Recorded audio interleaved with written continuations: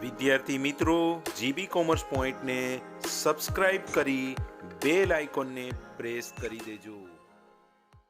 હાલો વિદ્યાર્થી મિત્રો, હું બહેરુની સર જીબી કોમર્સ પોઈન્ટમાં આપનું હાર્દિક સ્વાગત કરું છું.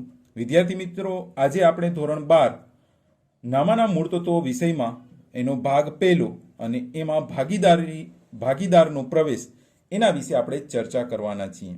એમાં અત્યારે નફા નુકસાનનું નવું પ્રમાણ અને ત્યાગના પ્રમાણની આપણે એના પહેલાના વિડીયોમાં 3 રીત શીખી. આજે ચોથી રીત આમાં શીખીએ. તો ચોથી રીતમાં વિદ્યાર્થી મિત્રો, જ્યારે ત્યાગનું પ્રમાણ આપેલું હોય અને નવા ભાગીદારનો નફા ભાગ આપેલું હોય, ત્યાગનું પ્રમાણ અને નવા ભાગીદારનો નફા ભાગ, ત્યારે ત્યાગ શોધવું પડે અને ત્યાગ મળી જાય તો નવું પ્રમાણ પણ મળી જ જાય. તો વિદ્યાર્થી મિત્રો, ત્યાગનું પ્રમાણ આપ્યું હોય એટલે આપણે ત્યાગ શોધવું પડશે. હવે ત્યાગનું પ્રમાણ કેવી રીતે આપે? તો વિદ્યાર્થીઓ, ત્યાગનું પ્રમાણ 2:1 આવી રીતે આપ્યું હોય, 3:2 આ રીતે તમને આપેલું હશે, અથવા સરખા પ્રમાણે તેવા શબ્દો હશે. સરખા પ્રમાણે એટલે 1:1 જ થાય, પરંતુ સરખા પ્રમાણે જો શબ્દો હોય તો પણ આપણે એનો અર્થઘટન ત્યાગનું પ્રમાણ જ કરવાનું રહેશે. હવે આ રીતે આપણને આપેલી હોય માહિતી, એટલે કે ત્યાગનું પ્રમાણ અને નવા ભાગીદારનો નફા ભાગ આપ્યો હોય, તો ત્યારે આપણે ત્યાગ અને નવું પ્રમાણ શોધવાના સૂત્રો એ આપણે જોઈએ. ત્યાગનું સૂત્ર છે ત્યાગ બરાબર નવા ભાગીદારનો નફા ભાગ ગુણ્યા જૂના ભાગીદારનું ત્યાગનું પ્રમાણ. સેકન્ડ, નવું પ્રમાણ શોધવું હોય એનું સૂત્ર જૂનું પ્રમાણ માઇનસ ત્યાગ. આ બે સૂત્રો વડે આપણે નવું પ્રમાણ શોધવાનું રહેશે. ઉદાહરણ 4, એ અને બી 5:3 પ્રમાણમાં નફો નુકસાન વહેંચતા એક પેઢીના ભાગીદારો છે. સી ને 1/4 ભાગે પેઢીમાં નવા ભાગીદાર તરીકે પ્રવેશ આપે છે. સી તેનો ભાગ એ અને બી પાસેથી 3:1 પ્રમાણમાં મેળવશે. 3:1 જે છે એ ત્યાગનું પ્રમાણ છે. નફા નુકસાનનું નવું પ્રમાણ નક્કી કરો. તો વિદ્યાર્થી મિત્રો, જ્યારે નવા ભાગીદારનો નફા ભાગ અને ત્યાગનું પ્રમાણ આપ્યું હોય તો આપણે નવું પ્રમાણ શોધવા માટે 2 સ્ટેપ કરવાના રહે, એક ત્યાગ અને બીજું નવું પ્રમાણ. તો સૌપ્રથમ આપણે સ્ટેપ લઈએ ત્યાગ. ત્યાગ બરાબર નવા ભાગીદારનો નફા ભાગ ગુણ્યા જૂના ભાગીદારનું ત્યાગનું પ્રમાણ. સૌપ્રથમ આપણે જૂના ભાગીદાર છે, જૂનો ભાગીદાર એનો ત્યાગ મેળવીએ. તો એનો ત્યાગ બરાબર નવા ભાગીદારનો નફા ભાગ છે 1/4, એને ગુણ્યા જૂના ભાગીદારનું ત્યાગનું પ્રમાણ, એટલે એનો ત્યાગનું પ્રમાણ છે 3, એટલે 3 અને એનું ટોટલ 4 એ છેદમાં. જ્યારે બે અપૂર્ણાંક વચ્ચેનો ગુણાકાર થાય તો અંશનું ગુણાકાર થાય અને છેદનું ગુણાકાર, એટલે 3 × 3 અને 4 × 4 એટલે 16. બીનો ત્યાગ બરાબર નવા ભાગીદારનો નફા ભાગ 1/4, એને ગુણ્યા બીના ત્યાગનું પ્રમાણ એ છે 1 અને છેદમાં કુલ પ્રમાણ 4 બરાબર અંશનું ગુણાકાર 1 અને છેદનું ગુણાકાર 4 × 4 એટલે 16. તો એનો ત્યાગ 3/16 અને બીનો ત્યાગ 1/16 આવ્યો. હવે જૂના ભાગીદારોનો ત્યાગ મળી જાય એટલે નવું પ્રમાણ આપણે શોધવાનું રહેશે. નવું પ્રમાણ બરાબર જૂનું પ્રમાણ માઇનસ ત્યાગ. સૌપ્રથમ આપણે એનું નવું પ્રમાણ શોધીએ. એનું નવું પ્રમાણ બરાબર એનું જૂનું પ્રમાણ છે 5/8 અને માઇનસ એનો ત્યાગ છે 3/16. હવે વિદ્યાર્થી મિત્રો, આના પહેલા અપૂર્ણાંકની બાદબાકીમાં મેં 2 રીત શીખડાવી. પહેલી ક્રોસ ગુણાકારની રીત અને બીજી લસાઅની રીત. આજે હું ત્રીજી રીત તમને શીખડાવું છું, એ અવયવો પાડવાની રીત, ડાયરેક્ટ. એમાં આ 16 અને 8 છે એના અવયવો પાડવાના. બંનેમાંથી જે છેદ નાની રકમનો હોય એના ઘડિયામાં મોટી રકમનો છેદ આવી જતો હોય તો ડાયરેક્ટ મોટી રકમના જ અવયવો પાડવાના. જેવી રીતે 8 અને 8 2 16 16 આવી જાય છે, તો અહીંયા 8 એકુ 8 કરવાનું અને 16 8ના ઘડિયામાં 16 એટલે 8 2 16. તમે નાના અવયવો કરશો તો પણ આ જ વસ્તુ થશે. જે નાની રકમનો છેદ હોય એ રકમના ઘડિયામાં મોટી રકમનો છેદ આવી જતો હોય તો પછી એ અવયવો એના પાડવાની જરૂર નથી, માત્ર 8 એકુ 8 જ કરવાનું રહે. અને જે મોટી રકમ હોય એ એના ઘડિયામાં આવતું હોય તો એ રીતે આપણે અવયવો પાડવાના રહીએ. જેવી રીતે અહીંયા મેં લખ્યું છે 16ના અવયવો 8ના ઘડિયો એટલે 8 2 16. હવે બંનેમાં જે સામાન્ય છે એને આપણે ઉડાવી દઈએ એટલે 8 ગયા 8 ગયા. હવે અહીંયા 1 છે અને આ બાજુ 2 છે, જે ક્રોસ ગુણાકાર કરશે આખા અપૂર્ણાંકને એટલે 3/16 ને. અને આ જે 2 અહીંયા વધ્યા છે એ 2 5/8 જે છે એ આખા અપૂર્ણાંકને ગુણશે અને 1 જે છે એ આ અપૂર્ણાંકને આખા અપૂર્ણાંકને ગુણશે. કરીએ તો 2 5 10 અને છેદ 8 ગુણ્યા 2 એટલે 16 માઇનસ અહીંયા 1 જ વધ્યો છે તો 1 થી કોઈ પણ સંખ્યાનો ગુણાકાર કરીએ તો એ જ સંખ્યા આવે એટલે 3/16 જે છે એ એમને આપણે મૂકી દઈએ. હવે જો વિદ્યાર્થી મિત્રો છેદ બંને સરખા થઈ ગયા તો અંશની બાદ બાકી થાય, 10માંથી 3 જાય એટલે 7, 7/16. બીનું નવું પ્રમાણ બરાબર બીનું જૂનું પ્રમાણ 3/8 માઇનસ એનો ત્યાગ 1/16. તો અહીંયા પણ વિદ્યાર્થી મિત્રો 8 અને 16 જ છે, તો 8ના ઘડિયામાં 16 આવી જાય છે એટલે આ 8 એકુ 8 આના અવયવો પડશે અને 16ના અવયવો 8 ગુણ્યા 2 તો 8 8 ગયા સામાન્ય બંને છે બંને બાજુ.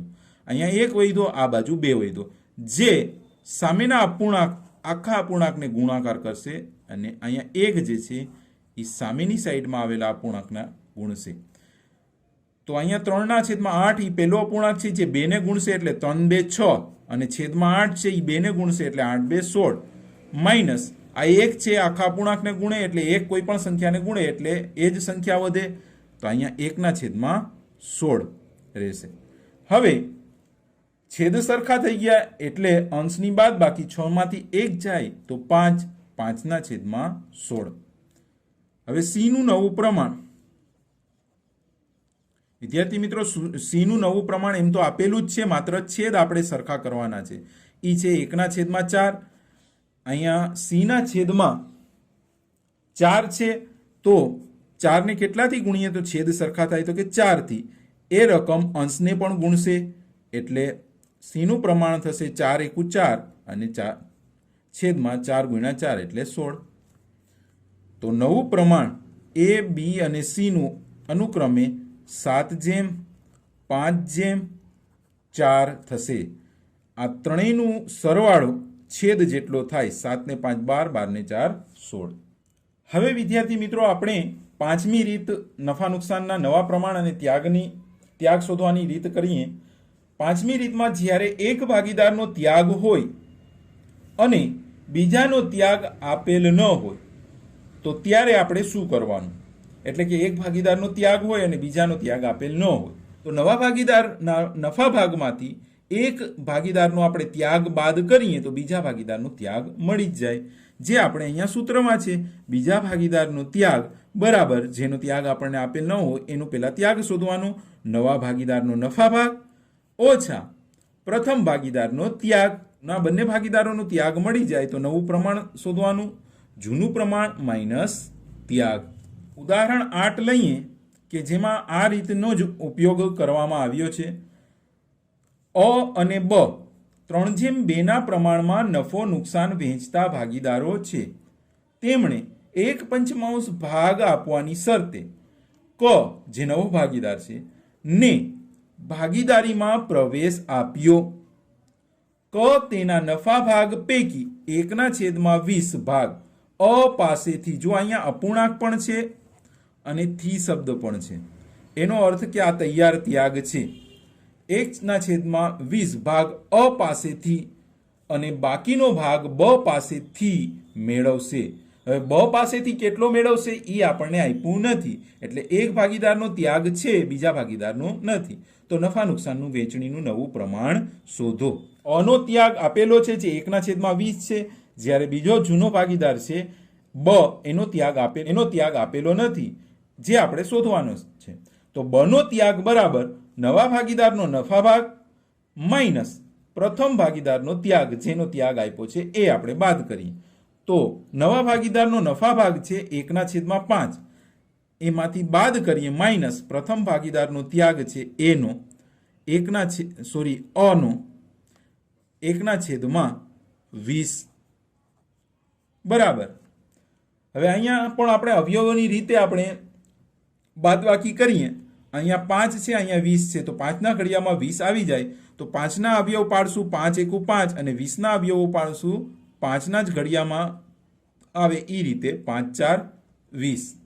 તો 5 5 બંને બાજુ સામાન્ય છે ગયા, તો આ બાજુ 1 વધ્યું, આ બાજુ 4 4 છે એ આખા અપૂર્ણાંકને ગુણશે અને અહીંયા 1 જે છે એ આખા અપૂર્ણાંકને ગુણશે. તો 4 એકુ 4, 1/5 4 ને ગુણશે એટલે 4 1 છે, 1 4 4 અને છેદમાં 5 છે, તો 5 4 20. માઇનસની નિશાની, માઇનસ પછીનો અપૂર્ણાંક આ બાજુ 1 થી ગુણશે, તો 1 કોઈ પણ સંખ્યાથી ગુણે એટલે ઈને જ સંખ્યા રહીએ, એટલે 1/20 બરાબર. જો છેદ સરખા હોય તો માત્ર અંશની બાદબાકી જ થાય, 4માંથી 1 જાય તો 3, 3/20. આ બનો ત્યાગ થયો. અનો ત્યાગ આપણને આપેલો જ છે, એટલે બંને જૂના ભાગીદારોનું ત્યાગ આપણને મળી ગયું, એટલે આપણે નવું પ્રમાણ શોધીએ. તો નફા નુકસાનનું નવું પ્રમાણ બરાબર જૂનું પ્રમાણ માઇનસ ત્યાગ. સૌ પ્રથમ આપણે અનું નવું પ્રમાણ મેળવીએ. અનું જૂનું પ્રમાણ છે 3/5 માઇનસ એનો ત્યાગ જે છે 1/20. તો વિદ્યાર્થી મિત્રો અહીંયા પણ 5 અને 20 જ છે, તો એ જ રીતે આપણે કરશું. અહીંયા 5 ગુણ્યા 1 આવશે, અવયવો પાડશું એટલે, અને 20ના અવયવો 5ના ઘડિયામાં આવે એ રીતે 5 4 20, 5 5 ગયા. હવે ક્રોસ ગુણાકાર કરશે, એ આખા અપૂર્ણાંકને ક્રોસ ગુણાકાર કરે, જે રકમ વૈધી છે એ. તો 3 ને 4 થી આપણે ગુણીએ તો 12 આવે, અને 5 ને 4 થી ગુણીશું તો 20 આવશે. વચ્ચે માઇનસની નિશાની, 1 થી અપૂર્ણાંક ગુણે તો એને એ જ અપૂર્ણાંક રહીએ, એટલે 1/20.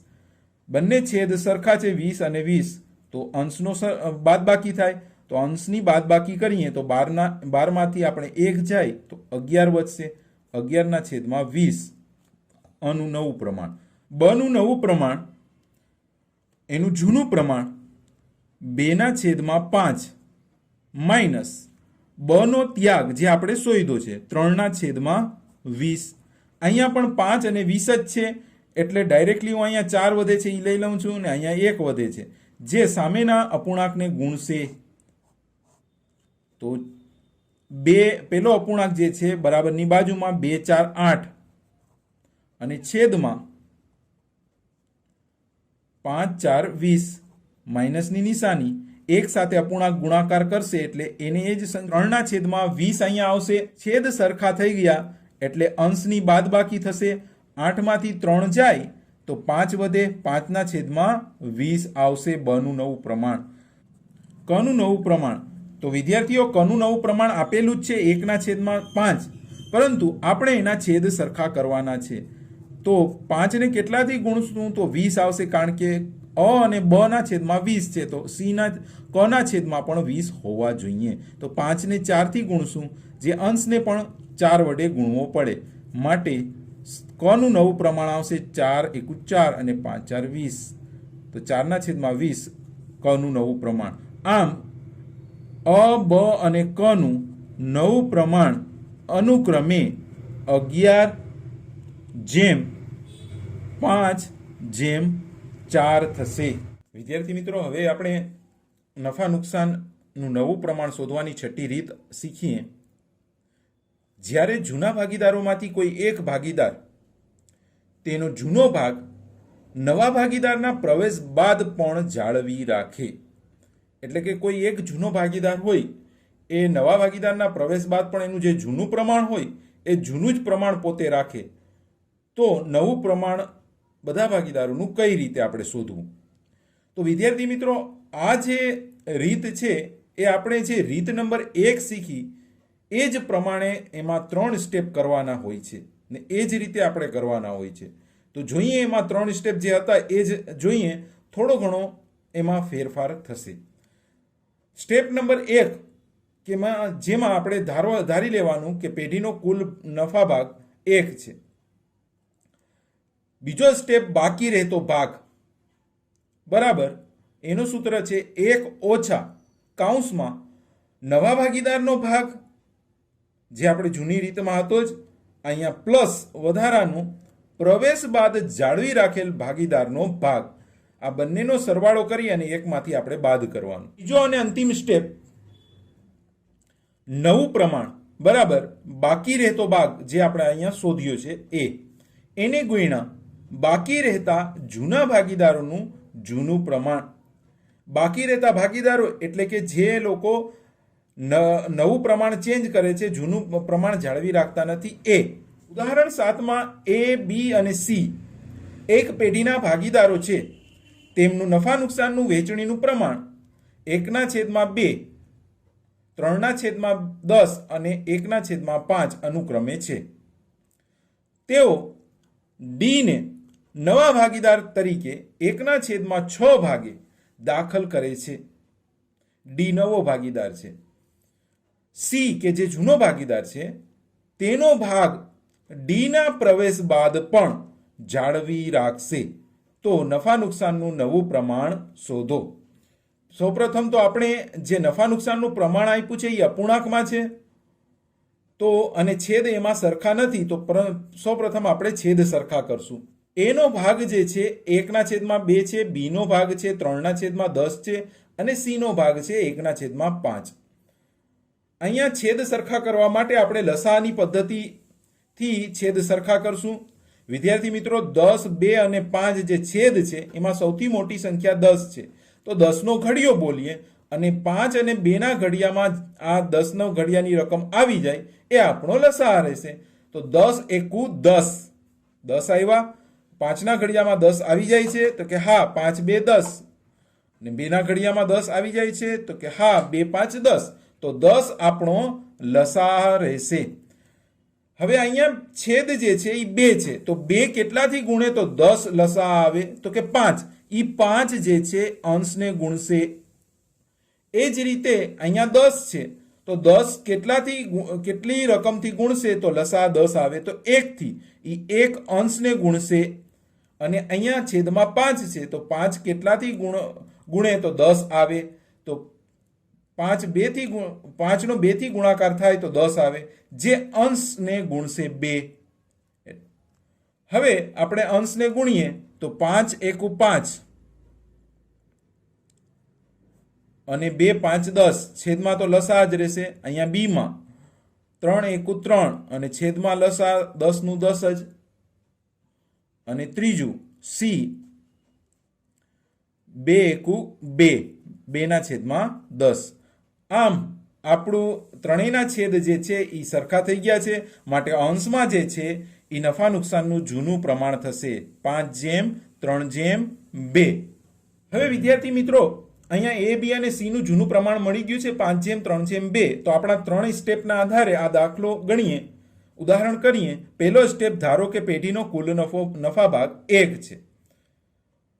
સેકન્ડ સ્ટેપ, બાકી રહેતો ભાગ, એનો સૂત્ર છે 1 ઓછા 1 માઇનસ કૌંસમાં નવા ભાગીદારનો નફા ભાગ પ્લસ પ્રવેશ બાદ જાળવી રાખેલ ભાગીદારનો ભાગ.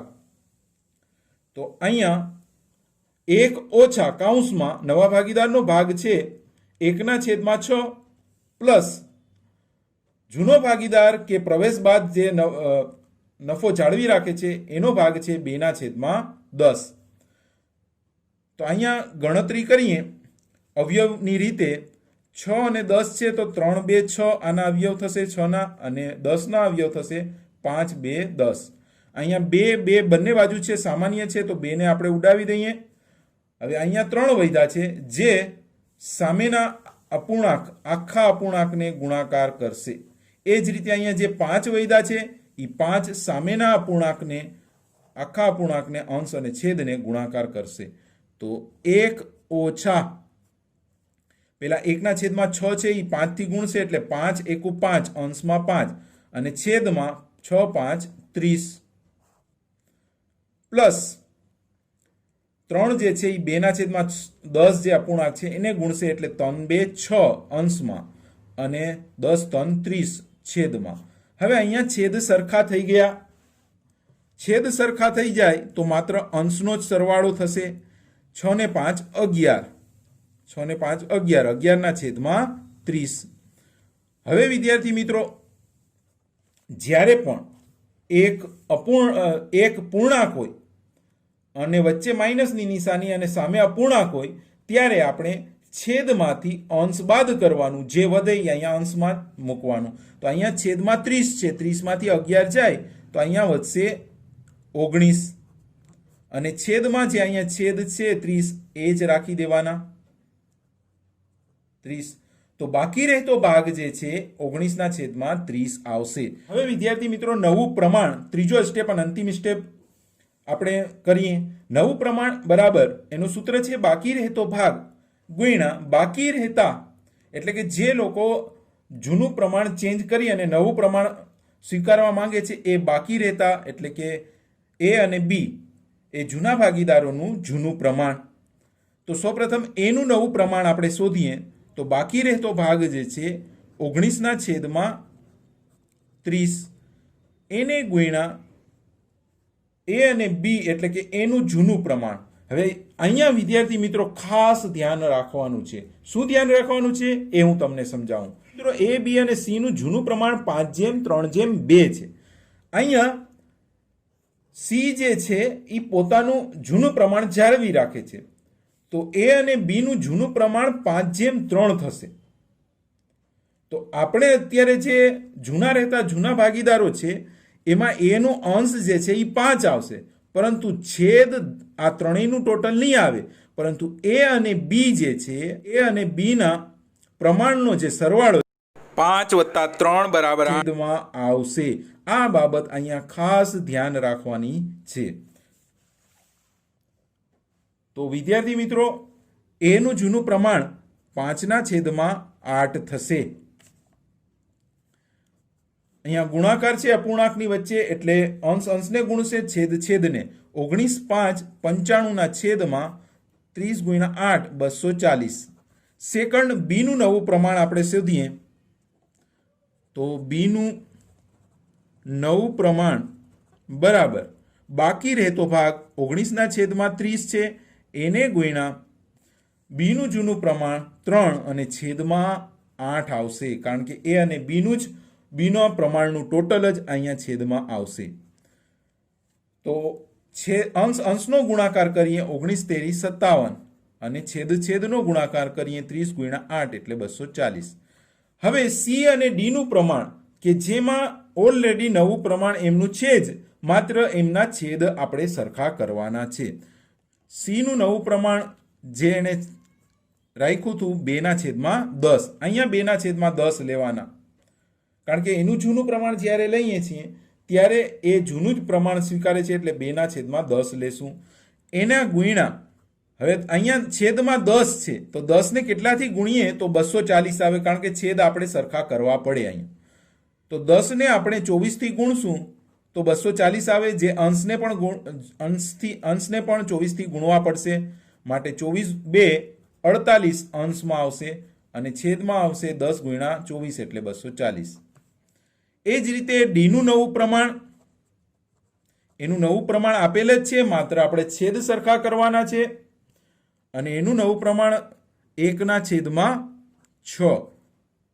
તો 6 ને કેટલાથી ગુણીએ તો 240 આવે, તો કે 40 થી આપણે ગુણશું તો 240 આવે, જે અંશને પણ ગુણશે. તો 40 × 1 એટલે 40 × 40 અને છેદમાં 40 × 6 એટલે 240. એ બી સી અને ડી નું નવું પ્રમાણ 95